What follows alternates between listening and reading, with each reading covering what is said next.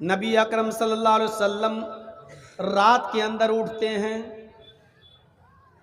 کروٹیں بدل رہے ہیں، بستر پر آپ کو رات کی تاریکی میں نیند نہیں آ رہی ہے۔ آپ نے اپنی بیوی اما عائشہ سے کچھ نہیں کہا، آپ نے اپنی بیوی عائشہ سے کچھ نہیں کہا، آپ نے دروازہ کھولا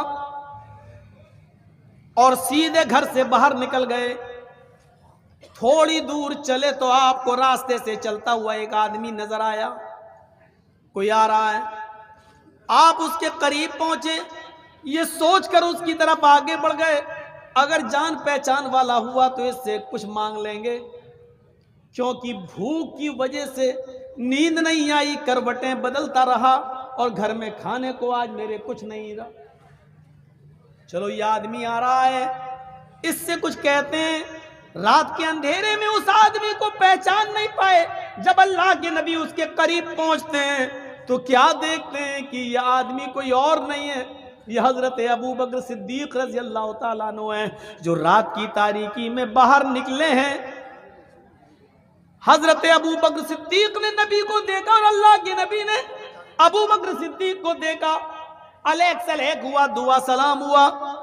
اللہ کے نبی صلی اللہ علیہ وسلم نے پوچھا، اے ابو بکر اتنی رات میں تم کیسے نکلے؟ تو حضرت ابو بکر صدیق کہتے ہیں کہ اللہ کے نبی، بخاری شریف کا یہ واقعہ، اے اللہ کے نبی، اے اللہ کے رسول، آپ سے کیا چھپاؤں؟ آج اگر جھوٹ بولیں گے تو کل اللہ تعالیٰ وحی نازل کر کے آپ کو بتا دے گا سچائی کیا ہے۔ حقیقت یہ ہے کہ گھر میں مجھے نیند نہیں آ رہی تھی اور بھوک کی وجہ سے میں گھر سے باہر نکل گیا کہ راستے میں کوئی مل جائے گا تو میں اس سے یا میرا چہرہ دیکھ کر وہ میری بھوک کا اندازہ لگا لے گا۔ اللہ کے نبی سے کہہ رہے ہیں، کون؟ ابو بکر صدیق، اے اللہ کے رسول، بھوک کی وجہ سے میں گھر سے باہر نکلا۔ اللہ کے نبی صلی اللہ علیہ وسلم نے کہا، اے ابو بکر، اگر مجھ سے یہ امید رکھتے ہو کہ میں تمہارا چہرہ دیکھ کر اپنے گھر لے جاؤں گا اور تمہیں کھانا کھلا دوں گا تو یہ امید بالکل مت رکھنا، اس لیے کہ تمہارے نبی کو، تمہارے ساتھی کو، تمہارے اس خلیل کو، اس دوست کو، محمد رسول اللہ صلی اللہ علیہ وسلم کو بھی بھوک نے ہی گھر سے باہر نکالا ہے۔ جو حالت تمہاری ہے وہی حالت میری بھی ہے۔ جس بھوک کی وجہ سے تم گھر سے باہر نکلے ہو اسی بھوک کی وجہ سے میں بھی گھر سے باہر نکلا ہوں۔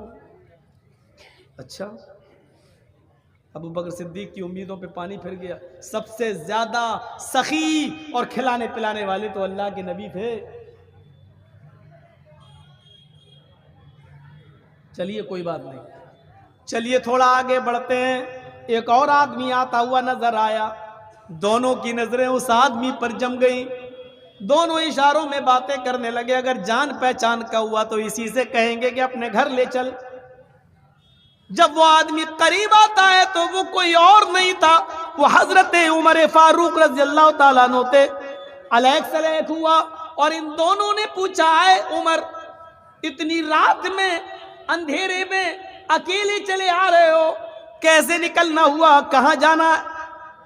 حضرت عمر فاروق بھی کہنے لگے، اللہ کے رسول، جھوٹ بولنے سے کوئی فائدہ نہیں، سچائی ہی ہے کہ آج گھر میں کھانے کو کچھ نہیں مل سکا ہے، بھوک کی وجہ سے ہم گھر سے باہر نکلے ہیں، سوچا تھا کہ راستے میں کوئی مل جائے گا تو شاید ہماری حالت دیکھ کر وہ اپنے گھر لے جائے گا۔ اللہ کے نبی نے کہا، اے عمر، تمہارے ساتھی ابو بکر کو بھی اسی بھوک نے گھر سے باہر نکالا اور تمہارے ساتھی محمد رسول اللہ کو بھی اسی بھوک نے گھر سے باہر نکالا اور تمہیں بھی بھوک نے گھر سے باہر نکالا۔ ہمارے پاس کچھ بھی نہیں ہے، اگر کسی ایک کے پاس ہوتا تو ضرور کھلاتے۔ چلو ایسا کرتے ہیں، اس رات میں مجھے ایک گھر معلوم ہے، آئیے اس گھر کی طرف چلتے ہیں۔ وہ گھر حضرت ابو الحیثم کا ہے، ابو الحیثم انصاری کا گھر ہے۔ چلیے ذرا ابو الحیثم کے گھر چلتے ہیں اور ان کے دروازے کو دستک دیتے ہیں۔ ان کے گھر میں اگر کھانے پینے کو کچھ ہوگا تو وہ ضرور کھلا دیں گے۔ یہ تینوں لوگ، حضرت محمد رسول اللہ اور ابو بکر اور حضرت عمر، یہ تینوں لوگ ایک صحابی کے گھر جاتے ہیں، ان صحابی کا نام میں بتا چکا ہوں، ابو الحیثم انصاری۔ دروازے کو دستک دیتے ہیں، ان کے گھر کی کنڈی کھٹکھٹاتے ہیں، ان کے گھر کو دستک دیتے ہیں۔ ابو الحیثم دروازے پر آتے ہیں، اتنی رات میں کون آ سکتا ہے میرے گھر میں؟ آج تک تو رات کے اس اندھیرے میں تو کوئی آیا نہیں، ضرور کوئی ضرورت مندی ہوگا، کوئی پریشان حال ہوگا، چلیں چل کے دیکھتے ہیں۔ جیسی دروازہ کھولا تو کیا دیکھتے ہیں کہ دروازے پر اس کائنات کی سب سے بڑی ہستی کھڑی ہے، جناب محمد رسول اللہ صلی اللہ علیہ وسلم کھڑے ہیں، ابو بکر ہیں، حضرت عمر ہیں۔ مرحبا مرحبا، موسٹ ویلکم، آپ کا آنا مبارک ہو۔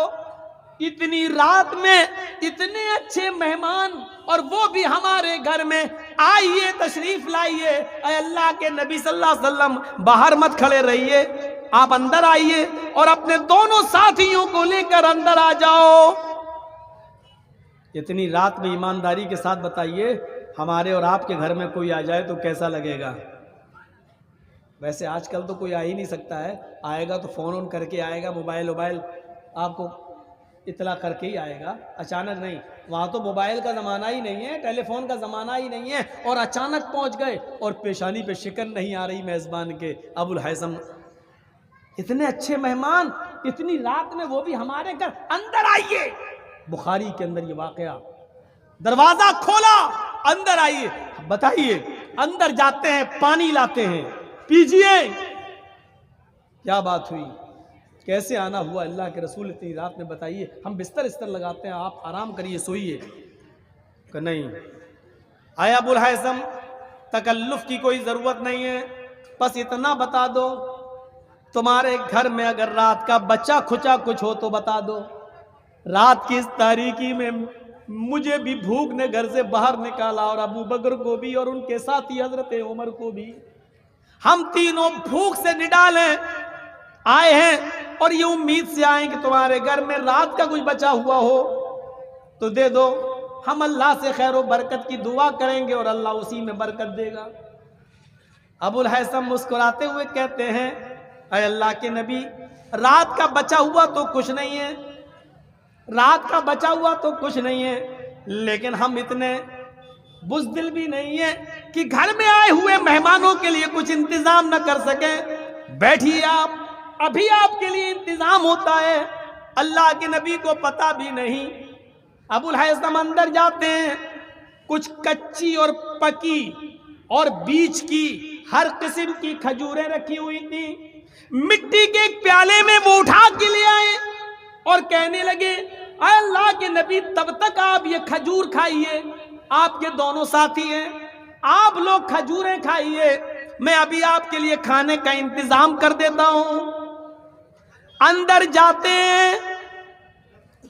جاتے ہیں اور اپنی ایک بکری کا بچہ، جس کی عمر تقریباً 1 سال کی تھی، یعنی قربانی کے لائق ہو چکا تھا، تقریباً 1 سال کا بکری کا بچہ، بکری بھی تھی، اس کا بچہ 1 سال کا، اس بکری کے بچے کو انہوں نے پکڑا۔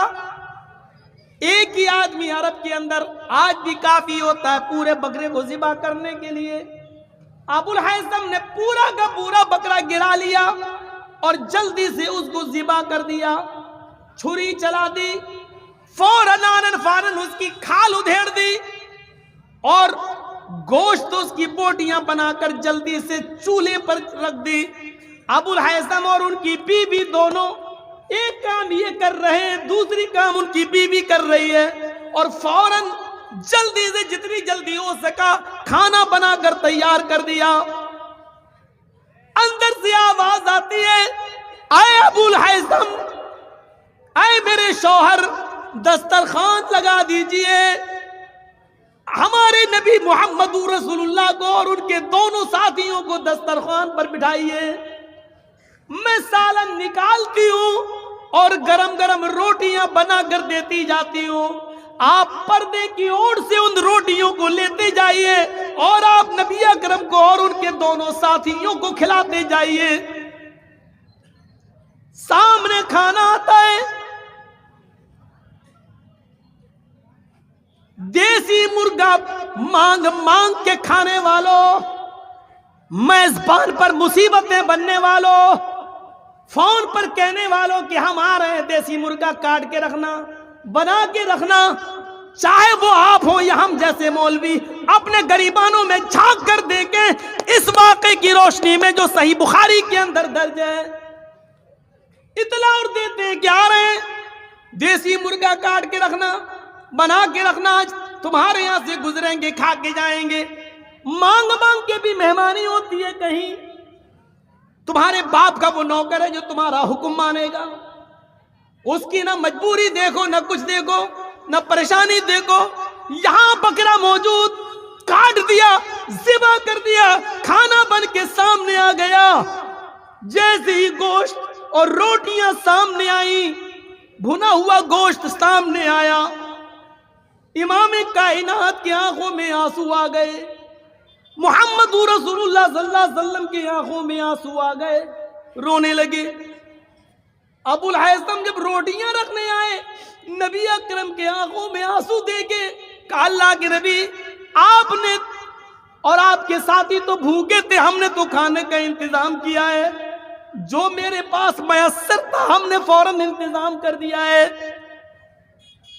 اللہ کے نبی صلی اللہ علیہ وسلم کی زبان سے جو جملے نکلے وہ بخاری میں دیکھ لیجئے، آئے ابو الہیثم، اللہ کی قسم، واللہ واللہ، اے ابو الہیثم واللہ، لَتُسْأَلُنَّ عَنْ هَذَا النَّعِيمِ يَوْمَ الْقِيَامَةِ، جو نعمتیں تم نے پکا کر ہمارے سامنے رکھ دی ہیں، اللہ کی قسم قیامت کے دن ان نعمتوں کے بارے میں تم سے پوچھا جائے گا، اللہ کی قسم کل قیامت کے دن ان نعمتوں کے بارے میں تم سے سوال کیا جائے گا۔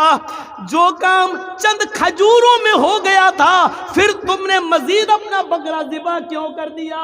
اور جو کام آدھا اور 1 کلو گوشت میں ہو سکتا تھا، اس کے لیے تم نے پورا کا پورا بکرا ذبح کیوں کر دیا؟ لَتُسْأَلُنَّ عَنْ هَذَا النَّعِيمِ يَوْمَ الْقِيَامَةِ، اے ابو الہیثم کل قیامت کے دن تم سے ان نعمتوں کے بارے میں پوچھا جائے گا، سوال کیا جائے گا۔ صرف 100 باراتیوں کی جگہ 500 لے جانا صرف یہی فضول خرچی نہیں ہے، شادیوں میں پٹاخے اور بندوق کی گولیاں چلا لینا ہی فضول خرچی نہیں ہے، طرح طرح کے آئٹم بنا کر آدھا کھلایا جائے اور آدھا پھینک دیا جائے، یہی فضول خرچی نہیں ہے، بیڑی اور سگریٹ کھا کر اور تھوک دیا جائے پان کھا کر، صرف یہی فضول خرچی نہیں ہے، فضول خرچی میں یہ چیز بھی شامل ہے۔ سنو، اس نے مہمان نوازی کی تھی، جناب محمد رسول اللہ کی حیثیت کے مطابق مہمان نوازی کی تھی، لیکن نبی اکرم نے ان کو بھی یہ کہہ دیا، یہی وہ نعمتیں جو تم نے میرے سامنے پیش کی، اے ابو الہیثم کل قیامت کے دن تم سے ان نعمتوں کے بارے میں سوال کیا جائے گا۔ کیسے لگ رہے ہیں اس واقعے کی روشنی میں ہم اور آپ؟ اب آپ کے ذہن میں سوال ہوگا، کیا کسی کو اچھا سے اچھا کھلانا بھی برا ہے؟ نہیں۔ پھر میں کہوں گا کہ اگر آپ کے گھر میں مہمان آیا ہوا ہے اور آپ جانتے ہیں 2 مہمان ہے، مزید آدھا کلو گوشت میں کام چل جائے گا، تو پھر آپ آدھا کلو بکرا لائیں، آدھا کلو مچھلی لائیں، آدھا کلو پنیر لائیں، آدھا کلو دیسی لائیں، آدھا کلو، آپ اپنی بڑائی دکھا، دیکھو میں نے اتنے آئٹم آپ کے لیے بنا کے رکھ دیے، یہ فضول خرچی ہے جو جائز نہیں ہے، جو اس پر سوال ہو، حساب و کتاب ہو۔ اچھے کام پر بھی زیادہ خرچ کرنے سے منع کیا ہے۔ چلیے، اب تو مدرسے والے سوچ رہے ہوں گے تو مولانا کہہ رہا زیادہ خرچ کرنا، تو مدرسے میں جو 100 دے رہے ہوں گے وہ بھی نہیں دیں گے بیچارے، وہ کہیں گے ہم کیوں زیادہ خرچ کریں۔ میں نے سب کا سب منع کیا ہے۔ آپ کے پاس صرف پوری دولت ہی 100 روپے ہے تو آپ ساری کی ساری 100 روپے نہیں دے سکتے ہیں۔ ابھی وہ بھی واقعات آئیں گے آپ کے سامنے، بتائیں گے، جب بتا رہے ہیں تو مکمل ہی بتا کر چھوڑیں گے، آپ کو بیچ میں پیاسا نہیں چھوڑیں گے۔ اب 100 روپے آپ کے پاس 100 ہی مدرسے کو دے دی، آپ کی پوری پونجی 100، اب کیا کرو گے؟ شام کو کھانا کہاں سے آئے گا بیوی بچوں کے لیے؟ اللہ دے گا۔ پھر تو وہی حساب ہو گیا صوفیوں کی طرح، اللہ دے گا. بیٹھ گئے ایک جگہ پہ اللہ اللہ، شام کو کھانا کھا اللہ دے گا، اللہ اللہ. ایسے لوگوں کو تو میں نے کہا تھا حرام خور ہیں یہ لوگ. یہ جہاں ملے آپ کو ان کو الٹی چھری سے کاٹو، 1000 جوتے مارو اور ایک گنو. یہ قوم کے اوپر بوجھ بنے بیٹھے بوجھ. ایسی لوگوں کے لیے تو ہم نے کہا تھا ہفتے میں ایک دن جمعے کا دن ہے جو سب سے مبارک دن، عید و بقرعید سے بھی زیادہ جس دن کی اہمیت، لیکن اللہ تعالیٰ نے اس پورے دن کو بھی عبادت کا دن نہیں بتایا ہے. کیا کہا؟ فَإِذَا قُضِيَتِ الصَّلَاةُ فَانتَشِرُوا فِي الْأَرْضِ. جب جمعے کی نماز پڑھ لی اور جمعے کی نماز مکمل ہو گئی تو اب مسجد میں کیوں بیٹھے ہو؟ ہٹو یہاں سے، نکلو یہاں سے، جاؤ. کہاں؟ فَانتَشِرُوا فِي الْأَرْضِ، زمین کے اندر پھیل جاؤ. کیوں؟ وَابْتَغُوا مِن فَضْلِ اللَّهِ، اللہ نے جو رزق اتارا ہے، جو روزی اتاری ہے، اس کو تلاش کرو. اپنے بیوی بچوں کے لیے محنت کرو، مزدوری کرو اور ان کو کھلاؤ پلاؤ. یعنی لوگوں کے حرام ٹکڑوں پہ مت پلو، ان کے اوپر بوجھ مت بنو، بلکہ اپنی بیوی اور بچوں کے لیے کماؤ. اللہ کا حق ادا ہو گیا، اب مسجد میں مت بیٹھو، اب بندوں کا حق ادا کرنے کے لیے باہر نکلو اور محنت کرو، مزدوری کرو. اب یہ بیٹھا ہوا ہے اللہ سجدے پہ سجدے ٹھونکتا جا رہا ہے، اللہ اللہ سبحان اللہ سبحان اللہ، تسبیح رٹ رہا ہے، مالائیں جپ رہا ہے. ادھر دوسرے لوگ پیدا ہو گئے، رام رام رام رام رام رام رام رام، ادھر ہرے رام کر رہے ہیں، ادھر اللہ اللہ اللہ اللہ. بہت سے ملیں گے آپ، ٹرینوں میں بھی مل جائیں گے ہرے رنگ کی چادر لے کر بھیک مانگتے ہوئے صوفی لوگ، اور کہیں گے کیا فلاں کے نام پہ دے دو، فلاں پہ چادر چڑھا، یہ کریں وہ ان کو دے دو. اور شکلیں قسم خدا کی ایسی ہوتی ہیں، ان کی شکلیں ان بھیک مانگنے والوں کی صوفی، اگر ان کا چہرہ اگر دیکھ لو تو قسم خدا کی کھانا کھانے کو دل نہیں کرے گا. منہ میں منہ میں تمباکو بھری، اجمیر والے بابا، ایسے ان کے منہ سے جملے تک نہیں نکل پاتے صحیح سے. چہرے پہ ایسی، آپ دیکھ کے دنگ رہ جائیں گے ان کے چہرے دیکھ. ابو الہیثم انصاری کے اس واقعے کو سامنے رکھیے. اس کے بعد اللہ کے نبی صلی اللہ علیہ وسلم نے ایک روٹی اٹھائی اور اس روٹی کے اوپر 2 بوٹیاں رکھی. ایک روٹی اٹھائی. اب سنو، دیسی مرغا یا مٹن سامنے آ جائے تو بھوک دگنی، اپنے گھر پہ جتنا کھاتے ہو اس سے ڈبل کھانے والوں سنو.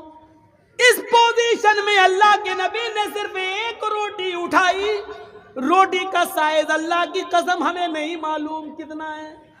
بخاری کی حدیث میں صرف خبز کا لفظ آیا ہے، خبز النکرہ. ایک روٹی اٹھائی. روٹیاں چھوٹی بھی بنتی ہیں اور بڑی بھی بنتی ہیں. آپ لوگوں کے علاقے میں چھوٹی روٹی بنتی ہے، ہمارے ویسٹ یو پی کی طرف آ جاؤ، مغربی یو پی میں تو بڑے سائز کی روٹیاں بنائی جاتی ہیں. ہمیں سائز نہیں معلوم کہ وہ کتنی بڑی روٹی تھی، ہمیں نہیں معلوم، نہ حدیث کی کتابوں میں اس روٹی کا سائز ہے. چھوٹی بھی ہو سکتی ہے، بڑی بھی ہو سکتی ہے، لیکن نقدے کا لفظ یہ بتلا رہا ہے کہ ایک روٹی اللہ کے نبی نے اٹھائی اور اس روٹی کے اوپر گوشت کی 2 بوٹیاں رکھی اور کہا، اے ابو الہیثم، اس ایک روٹی کو جس پہ میں نے 2 بوٹیاں رکھی ہیں یہ لے جاؤ اور میری بیٹی فاطمہ کو دے آؤ. آج 15 دن ہو گئے ہیں، 2 ہفتہ ہو گیا ہے، میرے گھر میں چولہا نہیں جلا ہے، میری بیٹی فاطمہ کو کھانا نصیب نہیں ہوا ہے. ابو الہیثم، اللہ کے نبی جب یہ بات کہہ رہے تھے تو ان کی بیوی دروازے پہ کھڑی تھی، اشارے سے بلاتی ہیں، اے ابو الہیثم اندر آؤ. انہوں نے ایک برتن تیار کر دیا اور اس برتن کے اندر گوشت بھر دیا اور کئی روٹیاں اس برتن میں رکھ دی. دوسرے برتن میں ایک ٹفن تیار کر دیا اور کہا، ایک روٹی اور 2 بیٹی میں فاطمہ کا کیا ہوگا؟ لے کے جانا ہی ہے تو کچھ زیادہ لے جاؤ تاکہ وہ پیٹ بھر کے کھا لے اور اس کے گھر میں جو ہو 1-2 لوگ تو وہ بھی پیٹ بھر کے کھا لیں. ابو الہیثم جب وہ برتن لے کے نکلے تو اللہ کے نبی نے دروازے سے ان کو طلب کر لیا، ادھر آؤ، میں نے تو 1 روٹی اور 2 بوٹی دی تھی، پورے برتن کو کھول کے دکھاؤ اس میں کیا ہے۔ کھول کے دیکھا تو اس میں سالن بھرا تھا، روٹیاں 1 نہیں کئی روٹیاں تھیں۔ تو اللہ کے نبی نے فرمایا، اے ابو الحیثم، تمہاری دوسری غلطی یہ ہے کہ تم میری بیٹی کی عادت خراب کرنے کے لیے، میری بیٹی کی عادت کو بگاڑنے کے لیے اتنا کھانا لے جا رہے ہو۔ اگر وہ آج پیٹ بھر کے کھانا کھا لے گی تو پھر وہ اللہ کو یاد نہیں کر سکے گی، اللہ کا ذکر نہیں کر سکے گی۔ کھانے کے لیے اتنی ضرورت ہے جتنے میں انسان زندہ رہے اور اپنے رب کا شکر ادا کرتا رہے۔ نہیں اے ابو الحیثم، یہ غلطی مت کرو، جتنا میں نے دیا اتنا ہی لے کر جاؤ۔ پھر آپ نے وہ سارا کا سارا کھانا واپس لے لیا۔ اے ابو الحیثم، اس علاقے کے بہت سے غریب لوگ آج بھی بھوکے سو رہے ہوں گے، میری بیٹی سے زیادہ ضرورت مند وہ لوگ ہیں، یہ روٹیاں ان میں پہنچا دو اور یہ سالن ان میں پہنچا دو۔ جب تم نے پورا بکرا ہی ذبح کر دیا تو اپنے گھر کے ساتھ ساتھ غریبوں کا بھی خیال رکھو اور ان کو بھی پہنچاؤ، اور میری بیٹی کو اتنا ہی دو جتنی اس کی ضرورت۔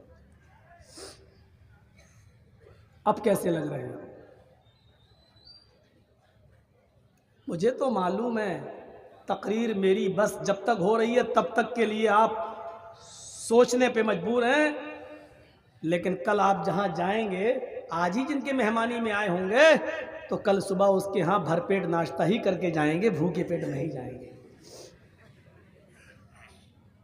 معلوم ہے۔ وہ بھی بھوکا پیٹ نہیں جانے دے گا بیچارہ، کیونکہ کل اس کے علاقے میں بھی جلسہ ہونا ہے، ادھر آپ بھی تو جاؤ گے، ادھر وہ بھی تو، پھر ادھر آپ بھی جاؤ گے۔ ہوتا ہے، کھانے پینے سے میں منع نہیں کر رہا ہوں، کھلانے اور پلانے سے بھی منع نہیں کر رہا ہوں۔ مہمان نوازی تو بڑی اچھی چیز ہے، خوش نصیب ہے وہ انسان جس کے گھر میں مہمان آتے ہیں، اس کے گھر میں برکتوں کے دروازے کھل جاتے ہیں، کوئی شک نہیں ہے، لیکن ہر چیز پہ فضول خرچی یہ غلط چیز ہے، چاہے وہ جائز کام ہو یا ناجائز کام۔ آئیے ایک اور واقعے کی طرف چلتے ہیں۔ حضرت کعب ابن مالک یہ ان صحابیوں میں سے تھے جو غزوہ تبوک میں شرکت نہیں کر سکے تھے، اور جنہوں نے اللہ کے نبی کو صحیح بات بتا دی تھی کہ ہم سستی کر گئے اور اپنی غلطی کی وجہ سے جنگ میں شرکت نہیں کر سکے، جس کے بعد اللہ کے نبی نے ان کا بائیکاٹ کر دیا تھا، لوگوں کو منع کر دیا تھا۔ سنیے جو بات ہم بتانے جا رہے ہیں وہ اب سنیے۔ اللہ کے نبی نے لوگوں کو کہہ دیا تھا کہ کوئی بھی آدمی کعب ابن مالک سے سلام نہ کرے۔ کعب ابن مالک کا فیصلہ اللہ رب العالمین کرے گا، اللہ کی طرف سے جب ان کی توبہ قبول ہو جائے گی اور اللہ تعالیٰ جب بتا دے گا کہ ان کی توبہ قبول کر لی گئی ہے، تب ان سے کے لیے راستہ کھولا جائے گا، ابھی کوئی ان سے سلام کلام نہیں کرے گا۔ اب لوگ ان سے سلام نہیں کرتے تھے، یہی جب مسجد میں نماز پڑھنے آتے تو سلام کرتے۔ صحابہ کرام نے اللہ کے نبی سے پوچھا، اے اللہ کے نبی ہم تو سلام نہیں کرتے کعب ابن مالک سے، لیکن کعب ابن مالک جب ہمیں ملتے تو وہ سلام کر لیتے، تو کیا میں ان کے سلام کا جواب بھی نہ دوں؟ تو اللہ کے نبی نے فرمایا تم ان سے سلام نہ کرو، لیکن اگر وہ سلام کر لیں تو اس کا جواب دے دو۔ 8-10 دن گزر گئے، کچھ دنوں کے بعد اللہ کے نبی نے ایک اور حکم عائد کر دیا، اے کعب ابن مالک تمہارے لیے دوسرا حکم نافذ کیا جا رہا ہے، آج کے بعد تم مسجد میں نماز نہیں پڑھ سکتے ہو۔ مصیبتیں دیکھیے، مصیبت صرف ایک نافرمانی، ایک جنگ میں جانا تھا، سارے صحابہ چلے گئی، یہ سوچنے لگے میرا گھوڑا تو بہت اچھا ہے، तंदुरुस्त है, अरे हम तो सुबह पहुंच जाएंगे, ये लोग जा रहे जाने दो, हम तो देर में निकलेंगे, सुबह पहुंच जाएंगे, इनके साथ पहुंच जाएंगे। लेकिन फिर रात में लेट गए तो नींद आ गई, गलबा आ गया आंखों में, नींद चढ़ गई। सुबह के टाइम पे आंख खुली, जब आंख खुली तो फिर और चलिए अभी तो और है, 1-2 दिन लगेंगे जंग शुरू होने में, अभी हम ये काम निपटा लें, अभी हम वो काम निपटा लें। सुस्ती और चढ़ी, काम करने में लग गए, यहाँ तक कि वो जंग शुरू हो गई। जंग शुरू हो गई तो ये जा नहीं सके, और जब जा नहीं सके तो जंग खत्म हो गई और सारे सहाबा लौट के आ गए। तो अल्लाह के नबी ने क्लास ली, तुम क्यों नहीं गए? तो इन्होंने सच पूरी सही बात बता दी। तो अल्लाह के रसूल ने इनका बायकाट कर दिया, अब नमाज में भी नहीं आ सकते हो मस्जिद के अंदर। कहा अल्लाह के नबी फिर मैं क्या करूं? कहा अपने घर में तुम नमाज पढ़ोगे, मस्जिद में नमाज पढ़ने के लिए तुम्हारे दरवाजे बंद। अल्लाह रब्बुल आलमीन ने तुम्हारे लिए यही हुक्म नाफिज किया है। काब इब्न मालिक कहते हैं कि जब मैं बाजार की तरफ जाया करता था, लोग मुझे सलाम नहीं करते थे, मैं ही सलाम करता था। मैं उनसे पूछता था क्या अल्लाह के रसूल सल्लल्लाहु अलैहि वसल्लम ने मेरे बारे में और कोई हुक्म दिया? तो लोग हमें इसका जवाब नहीं देते थे और मुझे सलाम का जवाब देकर निकल जाया करते थे। कोई भी आदमी मुझसे बात नहीं करता था। इस हाल में कई दिन गुजर गए।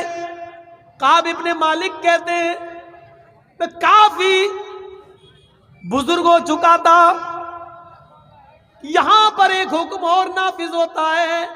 आए काब इब्न मालिक, 1 महीना जब गुजर गया तो हुक्म नाफिज होता है, आए काब इब्न मालिक आप अपनी बीवी से दूर हो जाएं। ये हुक्म नाफिज हो रहा है आपको, एक और सजा दी जा रही है आपको, आज के बाद आप अपनी बीवी से मिल नहीं सकते।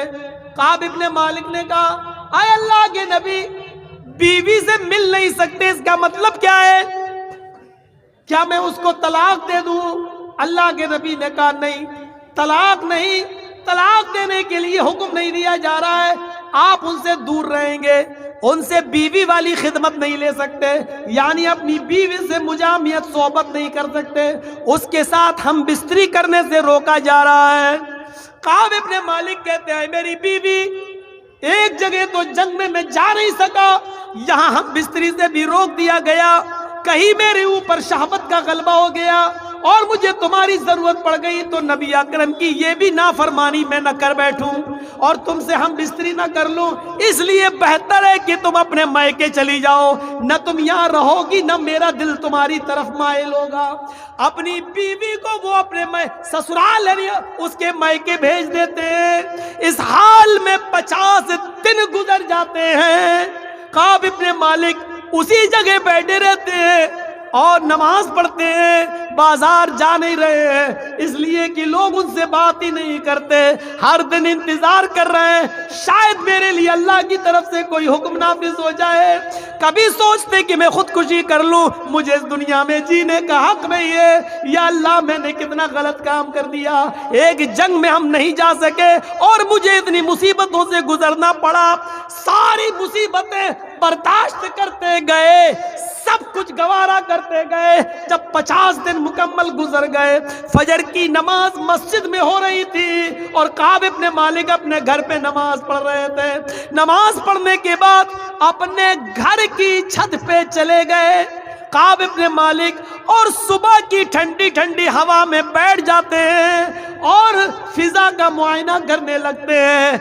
हवा चल रही है ठंडी ठंडी और फिजा का मुआयना कर रहे हैं। क्या देखते हैं, सूरज निकलने के करीब है और कोई आदमी, कोई सहाबी रसूल नबी की मस्जिद नबी से निकलकर मेरे घर की तरफ आ रहा है। थोड़ी देर के बाद वो मेरे घर के दरवाजे के नीचे खड़ा होता है, कहता है काब इब्न मालिक कहाँ है? काब कहाँ है? काब कहाँ है? मेरे ऊपर से आवाज दी, क्या हुआ? मैं यहाँ हूँ। आए काब इब्न मालिक, अल्लाह ताला ने तुम्हारी तौबा को कबूल कर लिया है, तुम्हारी तौबा कबूल कर ली है। जनाब मोहम्मद रसूलुल्लाह सल्लल्लाहु अलैहि वसल्लम ने फरमाया है काब से कह दो कि वो अपनी बीवी को बुला सकते हैं, मस्जिद में आ सकते हैं और लोगों से दुआ सलाम कर सकते हैं। अल्लाह ताला ने उनकी तौबा को कबूल कर लिया।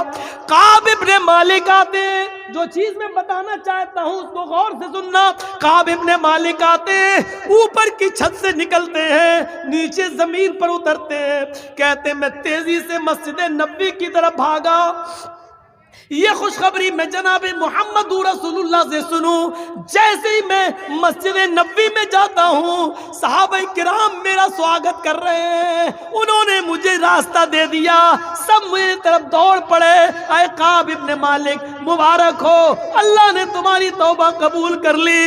اور میں ایک ہی بات کہتا جا رہا ہوں, مجھے یہ بات اللہ کے رسول سے سننی ہے.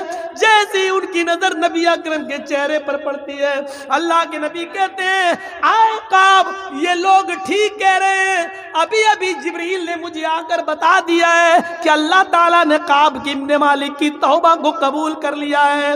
تم اپنی بیوی کو بلا سکتے ہو, آج کے بعد مسجد میں آ سکتے ہو, لوگوں سے دعا اور سلام کر سکتے ہو. کعب ابن مالک نے اللہ کے نبی کا ہاتھ پکڑا, اس کو چوما, نبی کی پیشانی کا بوسہ لیا, گلے لگے اور فرمایا اے اللہ کے رسول, آج آپ نے مجھے میری کھوئی ہوئی زندگی دوبارہ لوٹا دی, آج آپ نے میرے لیے جینے کا ایک دوسرا موقع دے دیا, اللہ نے میری توبہ قبول کر لی. اب اس خوشی کا تقاضا یہ ہے کہ میرے پاس جتنے مکان ہیں, میرے پاس جتنے گھر ہیں, میرے پاس جتنی زمین ہے, میرے پاس جتنے باغات ہیں, اے اللہ کے رسول آپ گواہ رہنا, وہ ساری کی ساری زمین, ساری پراپرٹی, سارے باغات, سارے مکان میں صدقہ کر رہا ہوں, میں اللہ کے راستے میں دے رہا ہوں. اس خوشی کا تقاضا یہ ہے کہ میں سب کچھ اللہ کی راہ میں لٹا دوں.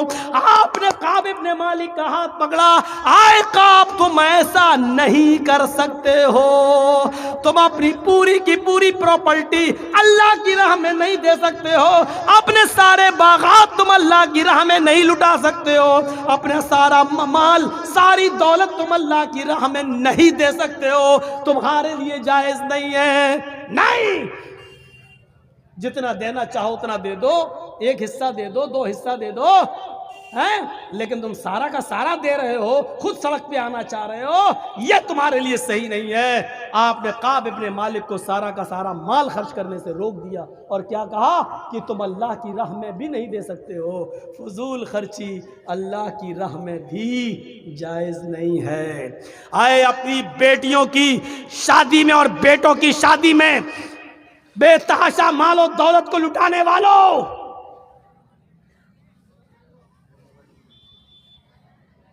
بے ہزاروں سینکڑوں ٹن کھانا بنا کر برباد کرنے والوں, 10 اور 15 لوگوں کے بیچ میں نکاح ہو سکتا ہے, 500 آدمیوں کی بارات لے جا کر لڑکی والوں کے گھر میں چور اور ڈاکوؤں کی طرح بنا کر لے کر کھلانے والوں, سنو, جب اللہ کی راہ میں سارا مال نہیں دیا جا سکتا ہے تو تمہاری سیاری و مکاری میں فضول خرچی جائز کیسے ہو سکتی ہے؟ یہاں کیسے جائز ہو سکتی ہے؟ کبھی ہم نے غور کیا ہے؟ سوچا ہے ہم نے؟ اس بات کا احساس نہیں ہوتا ہے. اتنی سی بات اگر ہم سوچ لیں کہ جب کعب ابن مالک اتنا اچھا کام کر رہے تھے, اللہ کے رسول آج تو مجھے ایک نئی زندگی مل گئی, اتنا اچھا موقع ہے ہمارے لیے, جب اللہ نے میری توبہ قبول کر لی تو میری خوشی میں چاہتا ہوں کہ سب کچھ دے دوں. لیکن اللہ کے رسول نے کہا نہیں. دیکھیے وہ کہہ رہے ہیں میں سب کچھ اللہ کی راہ میں دے دوں, اور اللہ کے نبی کیا کہہ رہے ہیں, نہیں نہیں, تم ایسا نہیں کر سکتے.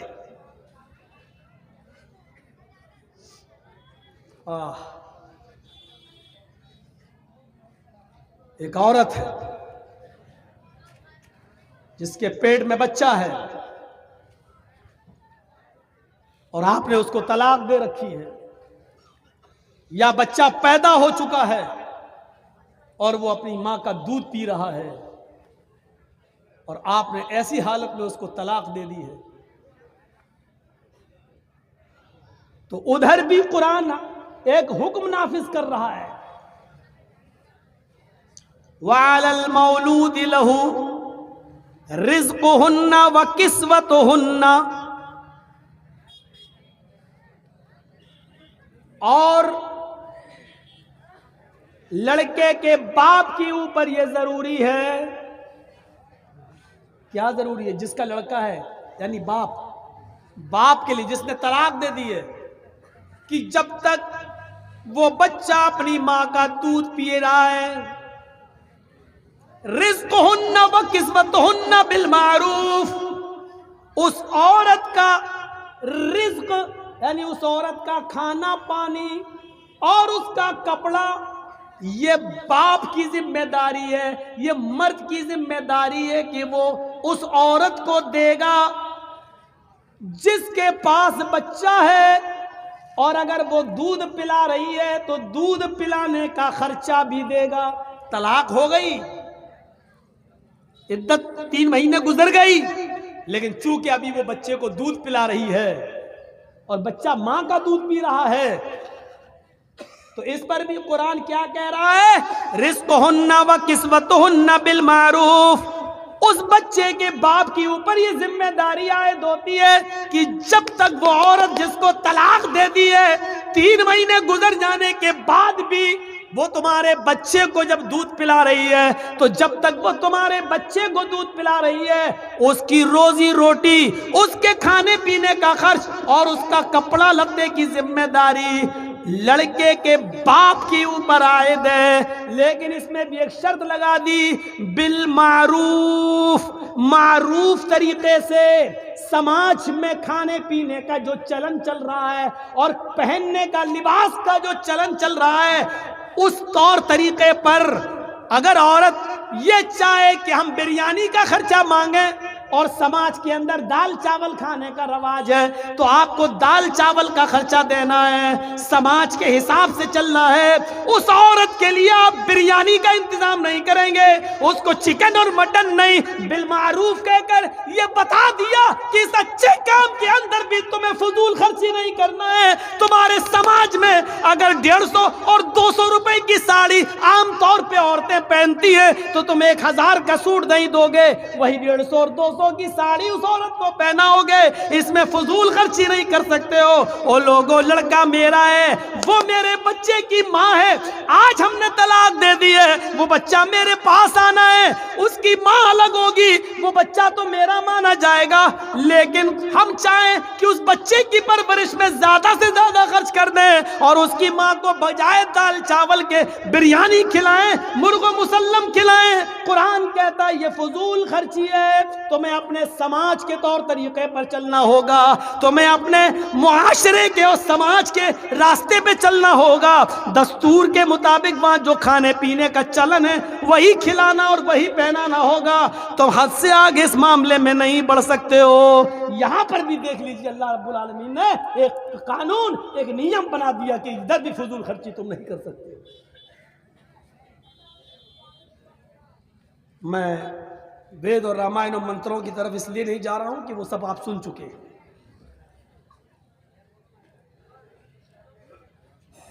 تاریخی تقریر، اتہاسک تقریریں ہو چکی ہیں. میں سمجھتا ہوں کہ اس کی ضرورت نہیں ہے. آج کی طرح قرآن کی آیتیں تو شاید میں کسی جلسے میں پڑھی بھی نہیں. صرف قرآن کی آیتیں ابھی لے کے چل رہا ہوں. ابھی آپ رکیے، ابھی دیکھتے جائیے. کعب ابن مالک نے سب خرچ کرنا چاہا، وہاں روک دیا. یہاں اللہ تعالیٰ نے دستور کے مطابق عورت کو کپڑا اور کھانا دینے کا حکم دیا، ادھر بھی فضول خرچی سے روکا. آئیے ایک واقعہ اور اس کے بعد ہم دوسری طرف آتے ہیں. ایک واقعہ اور. حضرت سعد ابن ابی وقاص بیمار ہو گئے. بخاری اٹھائیے، حضرت سعد ابن ابی وقاص بیمار ہوئے. اللہ کے رسول کو پتا چلا کہ حضرت سعد کی طبیعت خراب ہو گئی. اللہ کے رسول ان کی عیادت کے لیے ان کے گھر گئے. اے ہائے، اس واقعے سے تو آنکھیں پھٹی کی پھٹی رہ جائیں گی. اللہ کے نبی جب ان کی عیادت کے لیے گئے تو حضرت سعد نے حضرت محمد الرسول اللہ کا ہاتھ پکڑ لیا اور کہنے لگے، جملے دیکھیے، اے اللہ کے رسول میری بات کو ذرا غور سے سننا. اب مجھے کئی بیماریاں لاحق ہو گئی ہیں، نہیں لگتا کہ میں اس بیماری میں بچوں گا. خیر، موت و زندگی تو اللہ کے ہاتھ میں. جو آیا ہے اس کو ایک دن جانا ہے۔ اللہ کے نبی کہتے ہیں سعد تم جو کچھ بھی بول رہے ہو اس میں کچھ بھی جھوٹ نہیں ہے، جو آیا ہے اس کو جانا ہے۔ تم کہہ رہے ہو کہ اس بیماری میں اب مجھے بچنے کی امید کم ہے، تو امیدیں دنیا لگاتی ہے، شفا دینے والا اللہ ہے، جب وہ تمہیں شفا دینا چاہے گا تو شفا دے دے گا، اور جب اپنے پاس بلانا چاہے گا تو ہماری دعائیں بھی تمہارے کوئی کام نہ آئیں گی۔ اے سعد تم کچھ اور بات کرنا چاہتے ہو تو بتاؤ۔ ہاں اے اللہ کے نبی، موت و زندگی کا تو کوئی بھروسہ نہیں، لیکن آج مجھے ایک بات کہنی ہے۔ اے اللہ کے نبی، میری ایک بیٹی ہے، بس صرف میری ایک بیٹی ہے، میں اس کی شادی سے فارغ ہو چکا ہوں، وہ بھی پرائے گھر کی ہو چکی ہے، وہ بھی شوہر والی ہے، اس کے بھی بچے ہیں، وہ اپنے سسرال جا چکی ہے، وہ اپنے شوہر کے پاس خوش ہے۔ اے اللہ کے رسول، میرے پاس میرا ایک یہ مکان ہے، ایک اور مکان ہے، میرے پاس 2-3 باغات بھی ہیں، میرے پاس اس کے علاوہ بھی کوئی ملکیت ہے۔ میں چاہتا ہوں کہ میری بیٹی کا تو نکاح ہو گیا ہے، اب تو کوئی ہے نہیں، اس لیے میں چاہتا ہوں کہ انتقال سے پہلے میں سارا کا سارا اپنے گھر اور اپنے مکان اور اپنی ملکیت اور اپنی پراپرٹی، زمین و جائیداد اللہ کے نام پہ خرچ کر دوں، فی سبیل اللہ لٹا دوں، سب صدقہ کر دوں۔ اے اللہ کے نبی کیسا رہے گا؟ اگر یہ صحیح ہے تو میں آپ کو دے دیتا ہوں، آپ اس کو دینی کام میں جہاں لگانا چاہیں لگا دیں۔ اللہ کے نبی فرماتے ہیں ایسا تم ایسا ہرگز نہیں کر سکتے۔ بخاری کے الفاظ پر غور کرنا، ایسا تم ایسا ہرگز نہیں کر سکتے۔ کہا اللہ کے نبی، میں چاہتا ہوں کہ اپنی زندگی میں کچھ نہ کچھ صدقہ کر لوں، کیا میں سارا کا سارا نہیں دے سکتا؟ اللہ کے نبی فرماتے ہیں نہیں، ایسا تم سارا کا سارا نہیں دے سکتے۔ تو کہا ٹھیک ہے اے اللہ کے نبی، تو میں اپنے گھر مکان ملکیت زمین و جائیداد کے 3 حصے کر لیتا ہوں۔ ادھر دیکھو، یہ بات غور سے سنو، میں اپنی زمین و جائیداد ملکیت کے 3 حصے کر لیتا ہوں، 3 حصے، 2 حصے میں خرچ کر دیتا ہوں، 2 حصے کا میں صدقہ اور خیرات کر دیتا ہوں، اور 1 حصہ اپنے پاس رکھ لیتا ہوں جو میرے مرنے کے بعد ترکہ ہو جائے گا، میری بیٹی میں اور میرے رشتہ داروں میں بڑھ جائے گا۔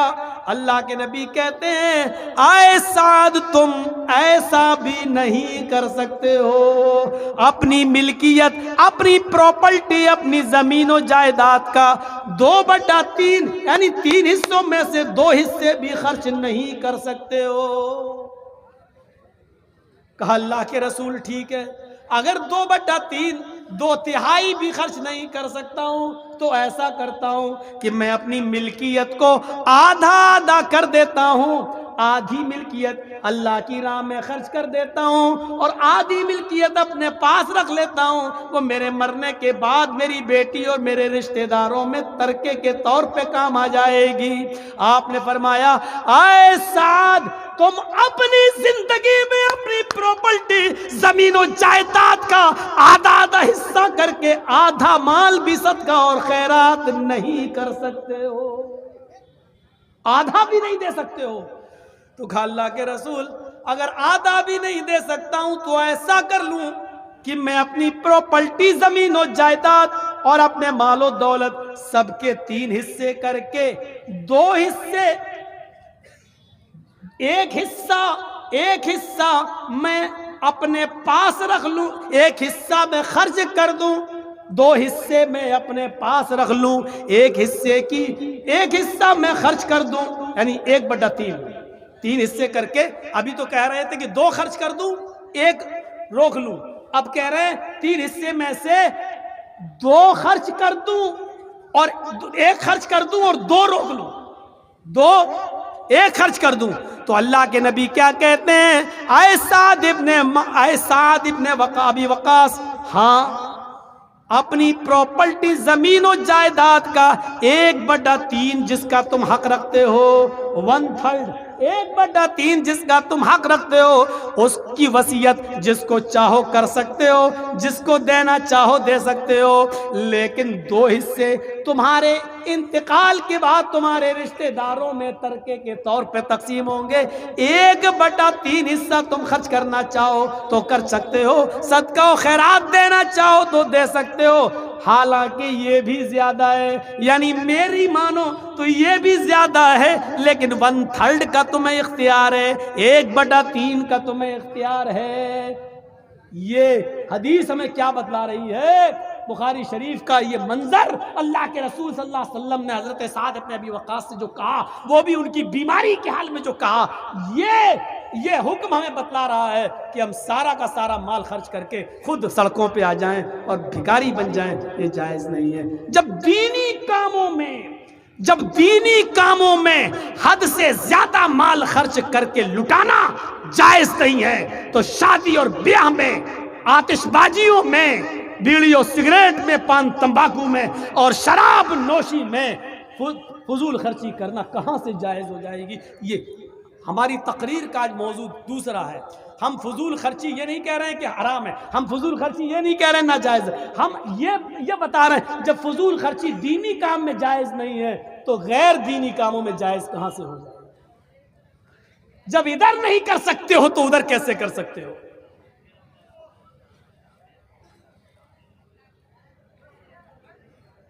ये जहन अपना बनाइए।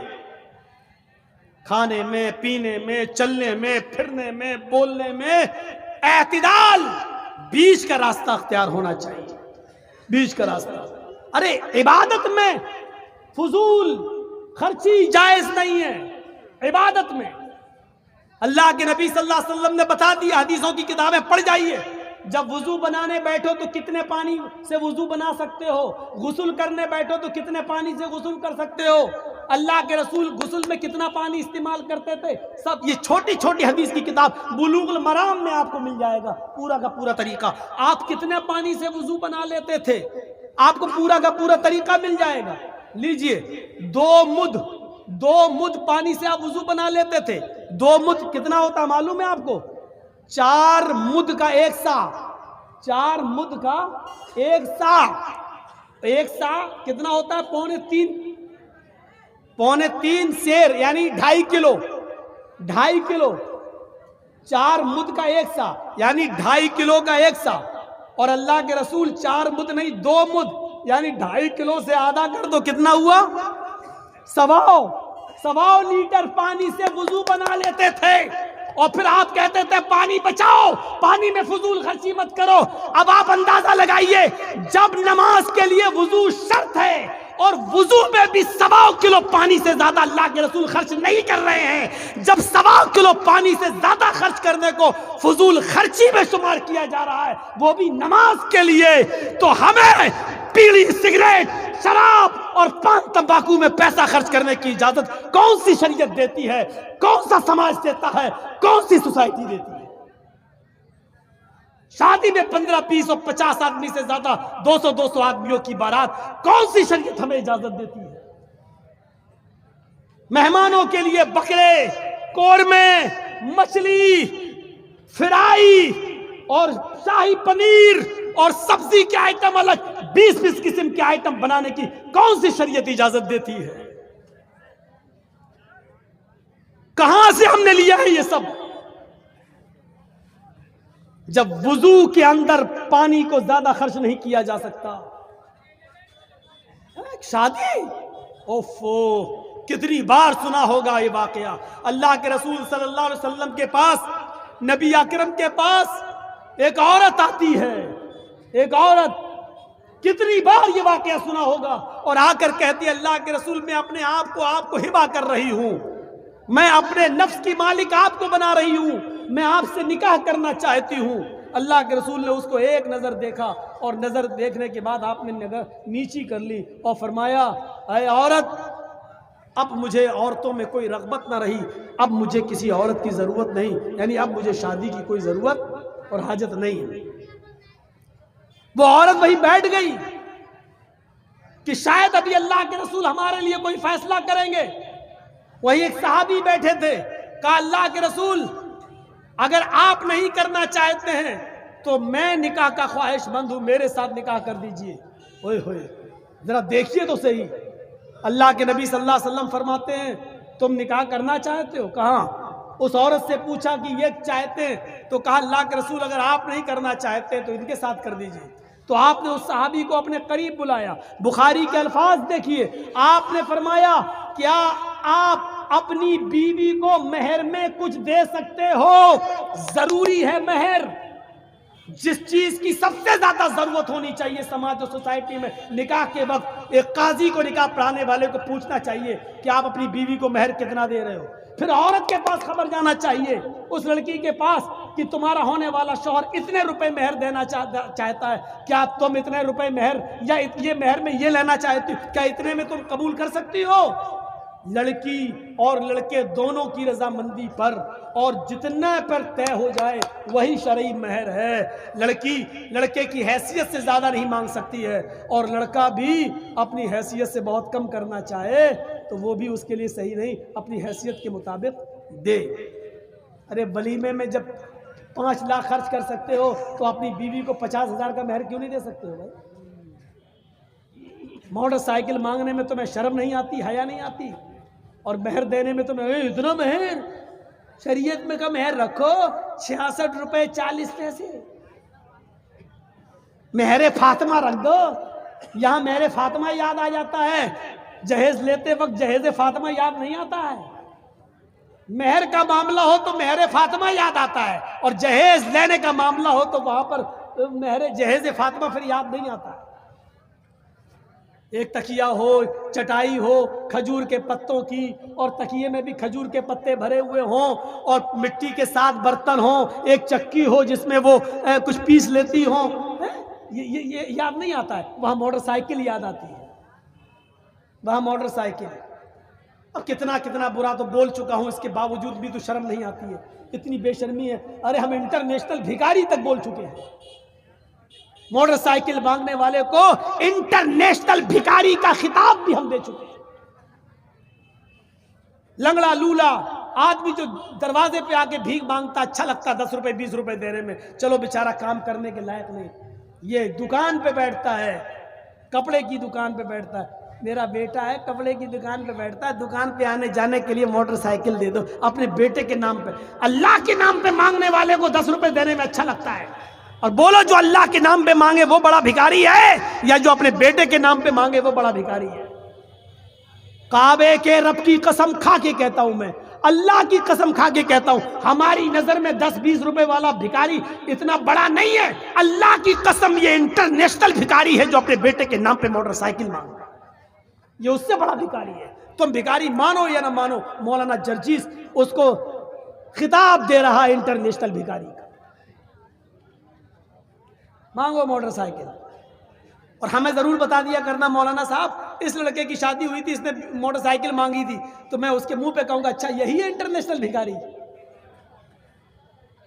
اور جب کسی کی موٹر سائیکل پہ میں بیٹھ جاؤں تو مجھے ضرور بتانا مولانا صاحب یہ وہی موٹر سائیکل ہے جو اس نے بھیک میں مانگی تھی. تو میں کہہ دوں گا نہیں مجھے اس پہ نہیں بیٹھنا ہے. کیوں؟ ارے تو خود بھکاری ہے, تو مجھے کیا بٹھائے گا؟ تیرے پاس تو بٹھانے کے لیے کچھ ہے ہی نہیں. تیری سائیکل پہ چلا جانا گوارا کر لوں گا, لیکن بھیک میں دی ہوئی موٹر سائیکل پہ بیٹھنا گوارا نہیں کروں. لیکن معلوم ہونا چاہیے کہ بھیک میں ملی ہے, جہیز میں نہیں بول رہا ہوں میں, بھیک میں. جہیز کا لفظ آپ لوگوں نے ایجاد کیا ہے, ہماری نظر میں بھیک ہے. چاہے وہ مولوی مانگے, چاہے جرجیس مانگے, چاہے آپ مانگے, چاہے جو بھی مانگے. مدرسوں کے لیے آپ جلسے کر لیتے ہو, ہر سال جلسے میں اتنا چندہ کر لیتے ہو, میری سمجھ میں نہیں آتا ہے جہیز کے خلاف کمیٹی کیوں نہیں بن پاتی. آپ مسجد کی کمیٹی بن جاتی, مدرسے کی کمیٹی بن جاتی.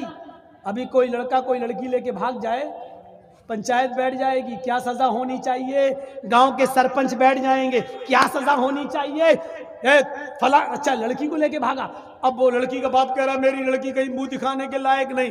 پنچایت فیصلہ کر رہی ہے, 2 آدمی 5 آدمی ادھر سے بیٹھ گئے, 5 آدمی ادھر. اب پنچایت فیصلہ کر رہی ہے, کیا کر رہی ہے؟ 4-5 لاکھ روپے دے دو. یا دوسرا فیصلہ کیا کر رہی ہے چل اب اپنے لڑکے کی شادی اسی لڑکی سے کر. آئے پنچایت میں یہ فیصلے کرنے والوں، تمہارے یہاں جب لڑکا لڑکی لے کے بھاگ جاتا ہے اس کی پنچایت بیٹھ جاتی ہے. تمہارے سماج اور سوسائٹی میں ایک نوجوان لڑکا شراب پی کر راستے میں پڑا رہتا ہے، ماں بہن کی گالیاں بکتا ہے، پنچایت کہاں چلی جاتی ہے؟ اس شرابی کے بارے میں کوئی پنچایت کیوں نہیں بیٹھتی ہے؟ اس شرابی کا سوشل بائیکاٹ کیوں نہیں کیا جاتا ہے؟ وہ شرابی تمہارے معاشرے اور سماج میں کیوں رہتا ہے، کیوں پنپ رہا ہے؟ جو چیز تمہیں پسند آتی ہے تم اس کی پنچایت بٹھا لیتے ہو، اور جو چیز میں تمہاری یہ اولاد خود ملوث ہے اس کی پنچایت نہیں. یعنی جو تمہارے پسند من میں آئے اس کی پنچایت کرو گے، اور جو تمہاری مرضی میں آئے اس کی پنچایت نہیں کرو گے. یہ شریعت ہے، کوئی کرانہ مرچینٹ کی دکان نہیں، پرچونی کی دکان نہیں. جو پسند آئے وہ لے لو اور جو پسند نہ آئے اس کو چھوڑ دو. شریعت ہے. اگر لڑکا لڑکی لے کے بھاگتا ہے اس کی پنچایتیں جڑتی ہیں، تو شرابی لڑکوں کا سوشل بائیکاٹ ہونا چاہیے. نہ کوئی اس کو لڑکی دے نہ اس کی لڑکی لے. یہ پنچایتوں میں یہ طے ہونا چاہیے، اس کا سوشل بائیکاٹ ہونا چاہیے. ہمارے سماج میں، معاشرے میں لوگ نماز نہیں پڑھتے اور اذان ہو رہی ہے اور بے نمازی ہماری آنکھوں کے سامنے ٹہلتے. پنچایت اور گاؤں کے سرپنچ کہاں چلے جاتے ہیں؟ ان کے خلاف میٹنگیں کیوں نہیں ہوتی ہیں؟ جبکہ بے نمازی کے بارے میں شریعت کہتی ہے کہ بے نمازی اگر شادی شدہ ہے، اگر وہ نماز شادی سے پہلے پڑھتا تھا اور شادی کے بعد اگر اس نے نماز پڑھنا چھوڑ دیا تو اس کی بیوی اس پر حرام ہو جاتی ہے. شریعت کہتی ہے کہ یہ نکاح باطل ہو جاتا ہے. وہ طلاق دے یا نہ دے، عورت کسی نمازی عورت کے آدمی کے ساتھ نکاح کر سکتی ہے. جہاں شریعت یہ حکم دیتی ہے اس کے لیے کوئی پنچایتیں آپ نہیں بٹھاتے ہو. لڑکا لڑکی لے کے بھاگ جائے تو پنچایتیں بیٹھ رہی ہیں. شرابیوں کے خلاف کوئی پنچایت نہیں بیٹھ رہی ہے.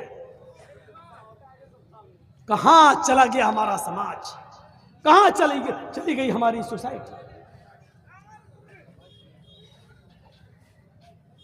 اپنے عقل کے ناخن لو اور سوچو. وہ عورت کہتی ہے، پھر میں بہک گیا، کہتی ہے اللہ کے رسول، اللہ کے نبی نے کیا کہا؟ مہر بتاؤ دینے کے لیے کیا ہے، کیا دو گے مہر؟ کچھ ہے؟ کہنے لگا نہیں میرے پاس کچھ نہیں ہے.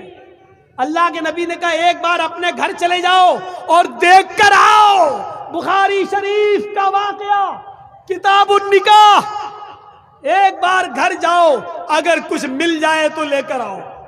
وہ گیا اور واپس آیا، کہتا اللہ کے رسول میں گھر گیا، گھر میں لوگوں سے پوچھا، اپنے گھر والوں سے پوچھا، گھر میں کچھ نہیں ہے، ایسی چیز ہمیں نہیں ملی کہ میں اس کو مہر دے سکوں. مہر دینے کے لیے بھی نہیں ہے، گھر میں کچھ ہے نہیں، اور شادی کا سپنا ہم تصور کریں ہمارے یہاں ہو جائے گی؟ اللہ کے نبی نے کہا اچھا ٹھیک ہے کوئی بات نہیں، ایک کام کرو ایک بار اور گھر چلے جاؤ. پھر کہا اگر لوہے کی انگوٹھی مل جائے تو وہی لے کے آؤ، جاؤ اسی کو مہر بنا دیں گے. ارے کچھ تو دو اپنی ہونے والی بیوی کو. وہ گیا، پھر واپس آیا اور کہتا اللہ کے رسول لوہے کی انگوٹھی بھی نہیں ملی. کہا کچھ بھی نہیں ہے؟ کہا اللہ کے رسول صرف اس لنگی کے جو میں پہنے ہوئے ہوں اس کے علاوہ میرے پاس کچھ نہیں ہے. رات میں کبھی کبھی جب سردی لگتی ہے تو میرے پاس ایکسٹرا چادر بھی نہیں ہے، اسی لنگی کو کھولتا ہوں اور اپنے اوپر ڈال لیتا ہوں، یہ چادر کا بھی کام کرتی ہے. اور جب گھر سے باہر نکلتا ہوں تو یہ لنگی لپیٹ کے باہر آ جاتا ہوں. آپ اگر کہیں تو آدھی لنگی اسی میں سے میں اس کو دے سکتا ہوں. تصور کرو اس نکاح پر. قربان جائیے محمد رسول اللہ کی شریعت. کیسے راستے نکال رہے ہیں سماج میں بیٹھنے والے پنچایتیوں، تم راستے نہیں نکال پاتے ہو. اللہ کے رسول نے کہا جب یہی ایک لنگی ہے تیرے پاس اور کوئی چادر بھی نہیں ہے تو وہ بھی تو پوری لنگی اس کو دے نہیں سکتا، آدھی دے رہا ہے، تو آدھی تیرے کسی کام کی نہیں اور آدھی اس کی بھی کسی کام کی نہیں. یہ لے کے کیا کرے گی جب اس کو بھی کوئی فائدہ نہیں، نہ یہ پہن سکتی نہ تو پہن سکتا ہے، تو لے کے کیا کریں گے اس کو؟ اپنے پاس رکھ. تھوڑی دیر بیٹھے، اللہ کے رسول بھی تھوڑی، حدیث کا نقشہ دیکھو، بخاری کے الفاظ پر غور کرو، اللہ کے رسول بھی بیٹھ گئے، وہ صحابی بھی تھوڑی دیر بیٹھے رہے۔ جب انہوں نے دیکھ لیا کہ میرے پاس کچھ نہیں ہے مہر، تو یہ سوچ کر اٹھ گئے کہ اب میرا نکاح نہیں ہو سکتا ہے، تو چلنے لگے، کسی سے کچھ نہیں کہا، ان کی آنکھوں میں آنسو آ گئے اور اٹھ کے چلنے لگے۔ اللہ کے نبی نے ان کو جاتے ہوئے دیکھا، گھر کے دروازے سے نکلتے ہوئے دیکھا تو کہا ادھر آؤ۔ وہ پلٹے، کیا بات ہے، ادھر آؤ، کہاں جا رہے ہو؟ کہ اللہ کے رسول جا رہا ہوں، کچھ کماؤں گا، گھر میں اور بھی لوگ ہیں، ان کے لیے محنت مزدوری کروں گا، جب میرے پاس کچھ نہیں ہے تو نکاح نہیں ہو سکتا ہے۔ آپ نے کہا بیٹھو میرے پاس۔ اللہ کے رسول نے کہا اچھا یہ بتاؤ تمہیں کچھ قرآن یاد ہے؟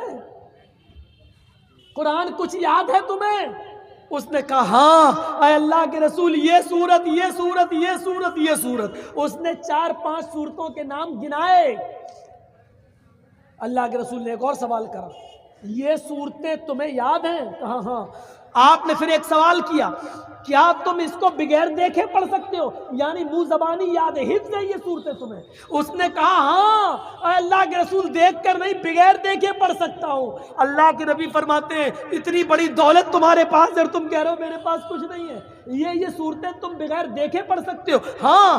فرمایا کیا یہ صورتیں تم اس عورت کو یاد کرا سکتے ہو، اپنی بیوی کو سکھلا سکتے ہو، اس کو یاد کرا سکتے ہو؟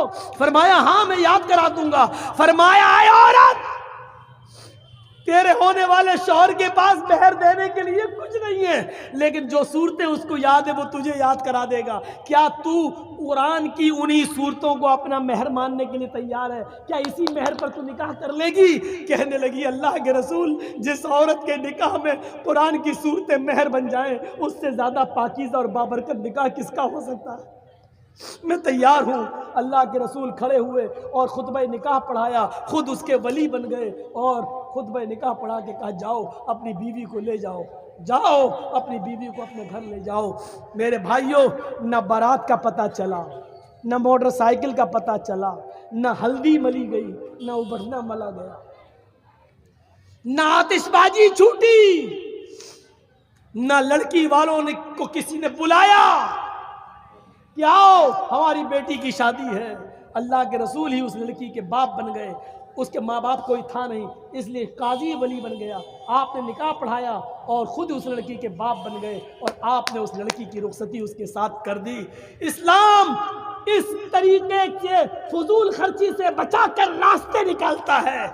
سن لو، سب سے بڑا نیک کام اگر آج کے زمانے میں ہے تو وہ یہ ہے کہ کسی غریب لڑکے کا کسی غریب لڑکی سے نکاح کرا دیا جائے اور بغیر جہیز کے ایک غریب لڑکی کو کسی کے گھر پہ پہنچا کر اس کی بیوی بنا دیا جائے۔ اس سے بڑا نیک کام کوئی نہیں ہے۔ سماج کے لوگوں، نظریں ڈالو تمہارے سماج میں کتنی لڑکیاں صرف جہیز نہ ہونے کی وجہ سے گھر میں بیٹھی ہوئی ہیں، موٹر سائیکل نہ ہونے کی وجہ سے ان خوبصورت لڑکیوں کی نکاح نہیں ہو رہے ہیں، جہیز نہ ہونے کی وجہ سے ان کی شادیاں نہیں ہو رہی ہیں۔ سماج والوں، جس طرح مدرسے چلانے کے لیے اٹھے ہو، مسجدیں بنوانے کے لیے اٹھے ہو، اسی طریقے سے لڑکیوں کا گھر بسانے کے لیے اٹھ جاؤ اور ان کا نکاح کرا کے ایک بہت بڑی ذمہ داری سے آزادی حاصل کرو، ورنہ قیامت کے دن تم اپنے آپ کو کبھی معاف نہیں کرا سکتے۔